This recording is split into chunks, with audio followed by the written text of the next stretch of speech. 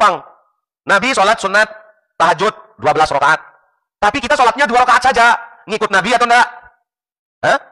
Yo, yang benar ini ngikut Nabi atau enggak? Ngikut. Oh, ngikut Nabi. Tapi kan 2 rakaat. Kenapa dikurangi bilangannya? Kan ditambah tidak boleh katanya. Jangan menambah-nambah. Iya enggak? Sekarang 12 rakaat Nabi sholat tahajudnya kita kerjakan 2 rakaat. Gimana itu? Nah kan kentara bahwa pemahaman kita ini sempit.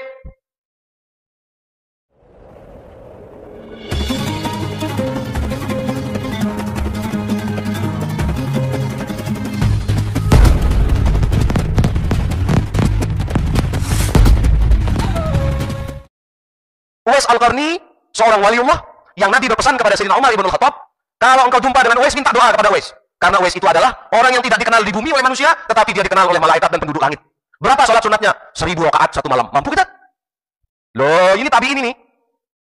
Terus Imam Ahmad ibn Hanbal, sholat sunat sepanjang malam. Tidak pernah beliau tidur. Seperti yang diriwayatkan, diceritakan oleh anak beliau sendiri. Dia tidur, Assalamualaikum, Assalamualaikum, Allahu Akbar, sampai subuh. Berarti Imam Ahmad ibn Hanbal nambah-nambah rakaat dong. Uwais Al-Qarni nambah-nambah dong. Tapi tadi Nabi misalkan sholat sunat duha 8 rakaat, kita sholatnya 2 rakaat. Kenapa kita kurangi? Karena prinsip daripada sholat sunat nawafil, ay az-ziyadah, artinya tambahan, perombok kenana. Nafilah itu ibadah perombok, terkadung untuk diri ta, agan tak mau mulai pokok-pokok doang. Agan tak mau bati. Mujarradul wajib haddul bukhala, karena ulama. Orang yang mencukupkan dirinya dengan yang wajib-wajib, enggak mau dia tambahkan dirinya yang sunat, itu orang yang santer pelitnya itu. Santer sini pelit itu. Nah, jadi sebagaimana dia sunat, ya, yusabu ala fa'ilihi, berpahala bagi orang yang melakukannya. Walam yu'aqib li tarikihi, tidak berdosa kalau ditinggalkan, kecuali kalau dia nazar. Dia nazar, bersesangi, mun kusehat jemaah, kusembayang sunat tahajud 12 rakaat full seperti yang dilakukan oleh Nabi. Jadi enggak permasalahan ya deh, masalah berumbuk ini. Ya, enggak permasalahan karena kurangin deh masalahnya. Mun terganggu ngerombok, enggak kurangin, harus full kita kerjakan 12. Full kita kerjakan itu 8 rakaat gitu loh. Salat sunat ba'diyah zuhur, qabliyah zuhur 4 kita kerjakan 2. Ikut Nabi atau enggak? Tetaplah ikut Nabi itu, karena prinsipnya sunat itu ma la yudraku kulluhu la yutraku kulluhu.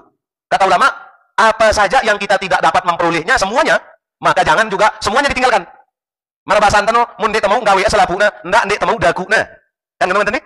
Mana 2 rakaat. Itu maksudnya.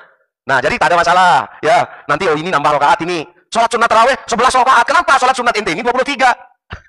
Maka ana aktsaru fi'lan kana aktsaru sawaban insyaallah. Luwe aja pegawaiannya insyaallah beluwe sumung tekan. Kenapa? Karena Sayyidina Umar ibn Khattab pulang dari masjid, dia tanya lagi Siti Aisyah, "Ya Ummul Mukminin, Nabi pulang dari masjid, sholat lagi tak di rumah?" Sholat lagi Nabi. Jadi Nabi istighfar 70 per hari. Tidak kurang 70 kali sehari semalam. Nabi beristighfar 70 kali. Beliau Nabi nggak ada dosa. Beliau maksum. Bagaimana dengan kita yang banyak dosa ini? Boleh nggak kita tambah 70 jadi 100? Bila perlu setiap detik kita istighfar, karena setiap detik juga kita melakukan dosa. Jimati Nabi bilang jerat ngan tebasan tanu istighfar karena bilang jerat pegawai dosa. Astagfirullah atau astagfirullahalazim. Karena sadaqallahul azim itu tak boleh. Astagfirullah li walidayya walil muslimina wal muslimat. Enggak boleh. Cuma ayatnya mengatakan wastaghfir li dzambika walil mu'minina wal mu'minat Al-Qur'an. Mintakanlah ampun untuk dosamu, untuk dosa orang-orang beriman laki dan perempuan. Terus apa? Orang kata, "Ya Allah, ampunilah dosaku, dosa orang beriman laki perempuan." Iya, bahasa Arabnya astaghfirullahal azim. Astagfirullah li dzambi walil muslimin wal muslimat. Itu terjemahannya dalam bahasa Arab. Jangan dipersempit. Karena itu kemurahan Allah. Kenapa? Supaya tadi sholat fardu itu makanan pokok kita, lauk pauknya kita itu. Lagu arak sate, arak telur, arak kerupuk.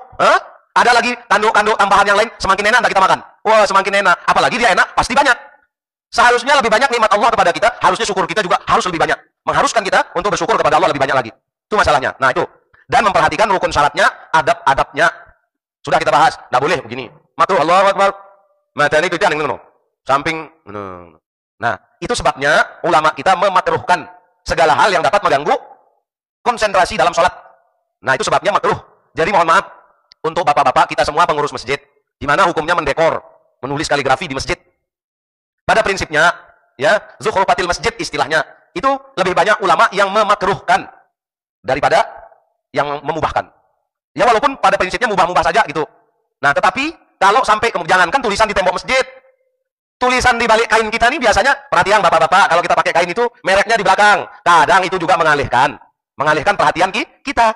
Lain naning peninggal itu gara-gara pembaca ya, gajah duduk, ngana merek makereng sinar dunia ngana. Nah, nengka agen tabau nulung batur teh khusuk, balik ke nengka jana nara merek le bawan deh. Nah, dengan wis kita balik ke negara.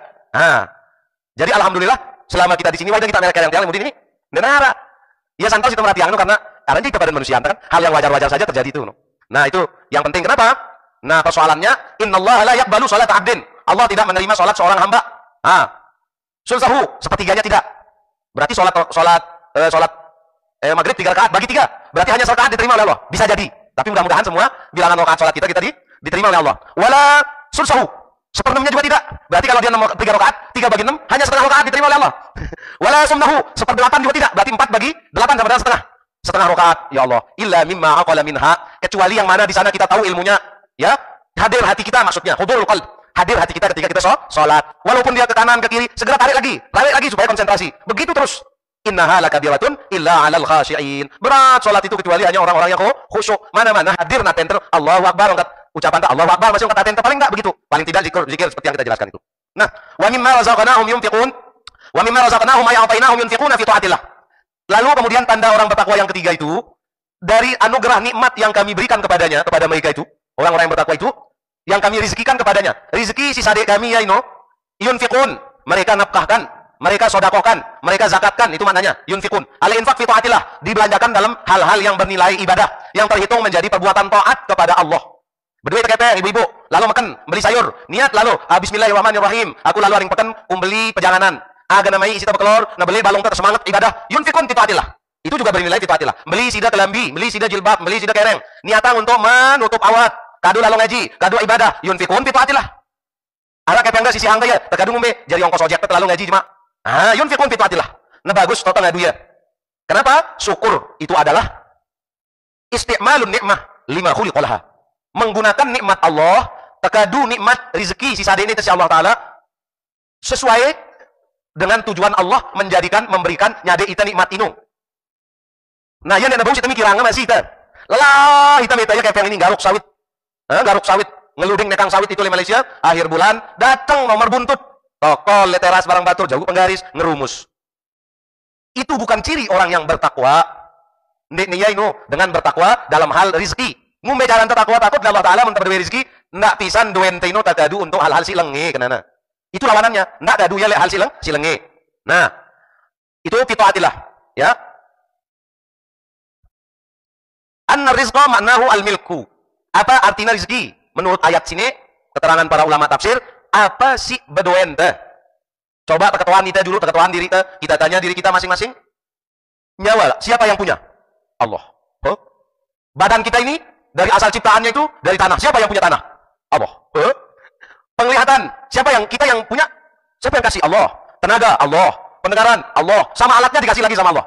Ya Allah, sampai kita buang angin, buang air, sampai buang kotoran, itu nikmat dari Allah. Sejak dia masuk sampai dia keluar, nikmat dari Allah. Coba kira-kira Allah tidak kasih, nek nasade itu si Allah Ta'ala, lubang buang air, lubang buang kotoran. Kira-kira kalau umur kita 70 tahun, bagaimana besar perut kita? Kotorannya tidak bisa keluar. Nauzubillah, atau kotorannya keluar lagi dari atas tempat jalan dia masuk. Itu sebabnya Nabi mensunnahkan kita berdoa setelah kita keluar WC. Minimal kita berucap Alhamdulillah. Tuh, nikmat semuanya. Oleh sebab itu, sehat kita, nikmat dari Allah. Gimana cara kita? Kadu ya si bagus-bagus. Ngumbe caranta dan bagus fitoatilah kesehatan itu. Kita tidur bagaimana supaya tidur kita bernilai ibadah. Kita meleng bagaimana meleng kita itu bernilai ibadah. Tengwit kita bergerak itu bernilai ibadah. Ino caranta. Ngumbe caranta tindo niatnya bagus. Mudahan telah puasaku cuma uras atau bare uras salat tahajud. Insyaallah ibadah tidur itu. Makan agar sehat, beli balong ibadah fitoatilah. Oh terlalu begawe, ruan teruang begawe. Apa niatnya? Ndak kena niatku lalu begawe, lalu silaturahim. Supaya begawe kita itu bernilai ibadah. No.